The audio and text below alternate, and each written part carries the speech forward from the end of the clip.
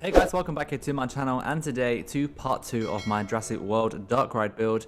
Today I'm going to be focusing on quite a few things, but first up here is the covering of the in-game depot. I think it's always cool to cover it up, make it fit into the theme that you're going for, and so I'm going to pop a picture on the screen now. This is my reference photo for today's build, and basically this is from Jurassic World Evolution, the game, and I thought it'd be cool to have that building with the helicopter pad and everything to actually cover up the depot, so I'm going to go ahead and do that.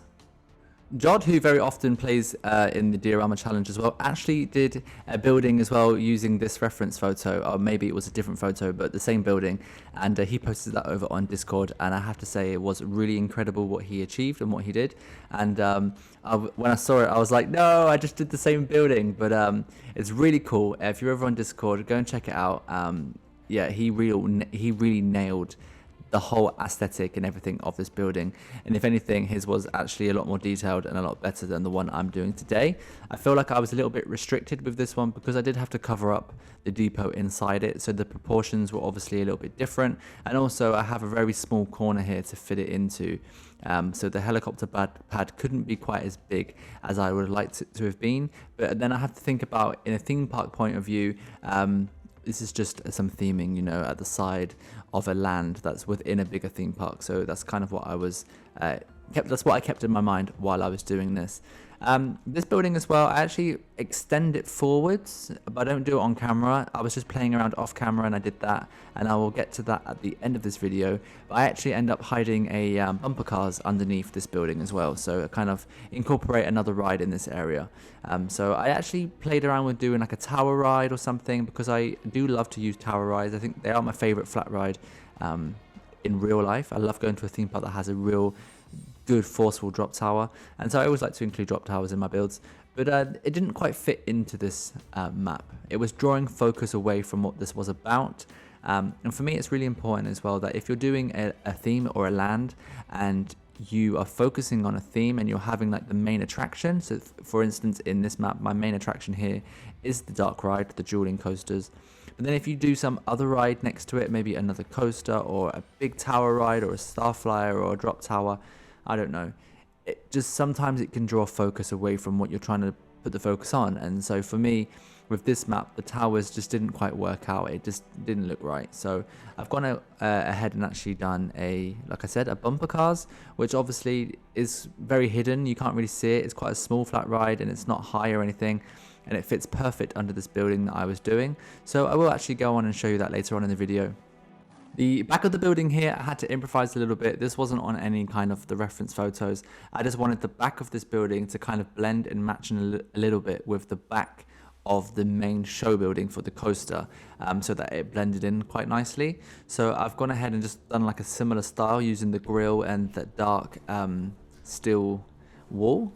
And then with the kind of the floor space area that I have there as well, I'm going to make it like a backstage maintenance area, put some parking spaces and chuck in some of those lovely details and junk and stuff from the Tech mod that has some great backstage props and pieces like crates and barrels and brooms and ladders, that kind of thing. So I think that will work out really, really good there as well. So I'm going to go ahead now and put on some of those lovely roof details, some AC units, fans, that kind of thing.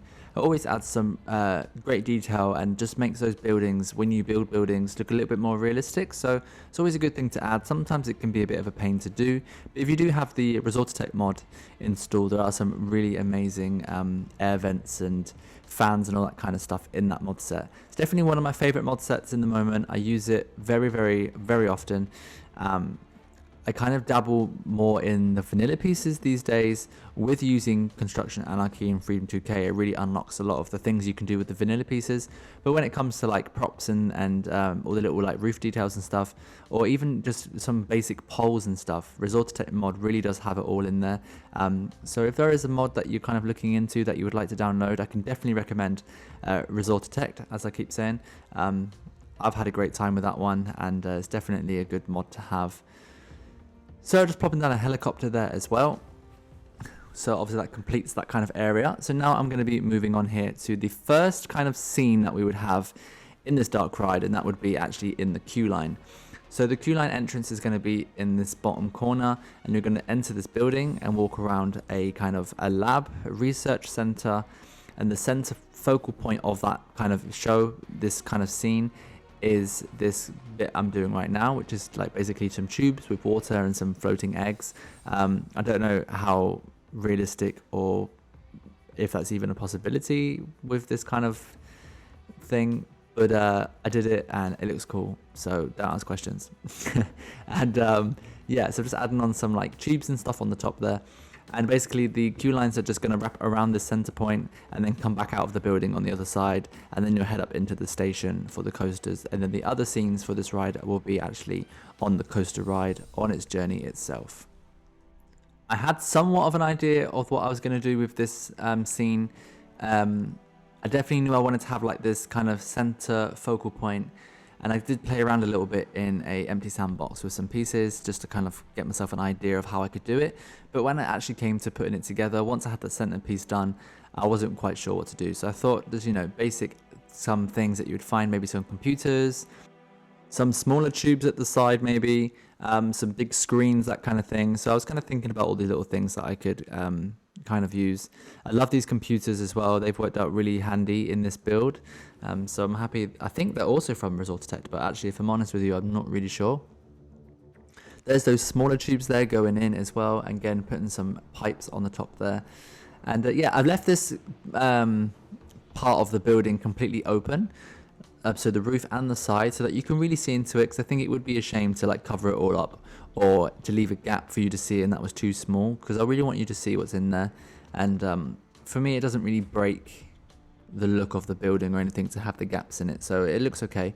Right now I'm just doing like a table that has like some glass domes with some other eggs and things inside, and I'm gonna hang some blue lights here from the ceiling, so the eggs have like a warm light or something. I'm totally making this up as I go along, but yeah, it works for me. So that's like another little, like a thing to look at as you come in, and also it divides the queues from where you would enter the building and where you would exit the building up. So that was a good thing to put there. Some chairs and stuff there as well, just to add extra little bit of detail to those computers. And then yeah, I'm just going to go in and do like all the fencing for the queue lines that go around the center point, which was kind of annoying because I wanted them to be all round, but the round fences are resizable, but when you make them bigger, they increase in size, of course, which means that the scale of those fences when you enlarge it don't fit the scale of the ones you were using, if that makes sense to you. So I had to kind of do some diagonal fencing and stuff, which looks a bit more angled and sharp, but it's fine, it works out okay in the end. So yeah, I just got to divide those queues up so you know which one's which. And at the entrance of the ride, which I'll also do today, I'll get onto that very shortly, I'll have like one queue for one coaster and one queue for another, and I'll make it obvious which one's which. One of the coasters has a green train, one has a yellow, so I'm going to make that obvious at the front. And then I'm thinking of putting like some little arrows on the floor, like yellow ones and green ones, so the people know which direction to go in the queue line, they know which coaster they're going to ride. So I'm going to do that as well. Just filling in some of those areas with like a darker grey, because I think it looks a little bit better than having it all stone in there, and just having like the actual queue areas in that stone. And then I thought it'd be, why not, a very good idea to add some pipes to the bottom of this. If in doubt, add a pipe, I say. And the same with crates, to be honest. I always just add crates and things if I don't really know what else to do, and that's exactly what happened here. I thought, I got this space around the side, what can I do? Crates. So I've gone ahead and done that. I do the same with foliage. If I have a gap and I'm not sure what to do, I just put a rock there, and it works out most of the time. So, you know, if you're ever stuck with something, just add a crate or a rock and you'll be fine, or a barrel. Barrels are always good as well. So yeah, that's some of the crates now, just to make that area look a bit more filled up. And the nighttime looks really, really cool because those tubes there, which are from Future and Space mod, actually glow up in the nighttime. So that looks really cool. I love that. And yeah, that's just basically that first little scene done. I did one other scene on the inside of the coaster, one of the ones, on the coaster, sorry. And basically, because I was really unsure what I was doing, I didn't film it because it took me a really long time to figure out what actually I was doing. And I have to say now that I've done some other scenes, because I've done these scenes inside the coaster now, but I'll show you that in another episode. I definitely like kind of found my groove with it, and now they turned out a little bit better. Whereas the first one I did was a bit, not so great, but it's fine. It's fine. It looks okay. I didn't record it. So here's the entrance to the actual ride itself. So I've got this cool little cage at the side there with the queues going underneath. And then just at the side of that, I have this kind of fenced off area where I've done a crashed fan and we've got a raptor sitting on top there.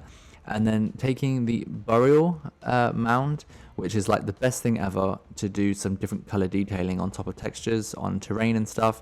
And I stole that from Astrotron. He was using the burial piece before I was, and doing what I've just done with it, and I was like, oh my god, that's such a good idea. So I've stole that from him, and it's worked out really well here. I've done some like tire tracks going through there, and now I'm just going to add some foliage, some trees and stuff. I've made the fence where the van is crashed a bit broken. I've done that by using Freedom 2K to rotate some pieces around, and I'm really happy with how that looks as well. So now I'm just going to go ahead and do the actual entrance sign itself here. So I thought it'd be cool to take some logs there. So I've taken some logs, put those across the top, holding those up with some poles, and then I'm going to write some text across the front. So obviously I had to think about what I was going to call this. I wasn't really sure, and I actually came up in the end with calling it Jurassic Park Breakout, because I feel like you are going to go into this dinosaur lab, and the aim of it is to break out of that lab because all the dinosaurs have escaped their enclosures, their test tubes, all that kind of stuff, and they're causing havoc inside this building, and it's your job once you've gone in is to get back out again. So I'm calling it Jurassic World Breakout, so I'm really happy with that. And then the last thing here, of course, is what I said at the beginning. This is basically the bumper cars building. I've extended that helicopter pad building forwards, put a bumper cars underneath it, and now I'm just adding a roof here onto the queue line, which is, you have to imagine that this is only half of it because the rest of it would be where the map doesn't exist. That's why it kind of just stops in the middle there. So that's basically the bumper cars area, which I think turned out quite nice. I just have to join now this bumper cars helicopter pad area up to the front of the map. So probably in the next episode, I'll be doing some of the things that I spoke about today that I said I would do, like the scenes, and then also I'm going to do like a rangers camp area that will connect up these areas together. So hopefully then I'll have a nice fully flushed out map with all the ideas and everything in there. So that is basically everything for today's episode. Thanks for watching, guys. I really do appreciate it. The last thing I'm going to do here is actually just lay down some cobblestones across the front. But please give me a thumbs up for this video, and don't forget to subscribe if you haven't already. Click the bell icon as well. And if you want to support me further, you can head over to my Patreon. A big shout out to my current Patreons. Thanks for supporting me. Here's some screenshots of what I've done today. I hope you've enjoyed it, and I'll see you all next time here for another episode. Bye.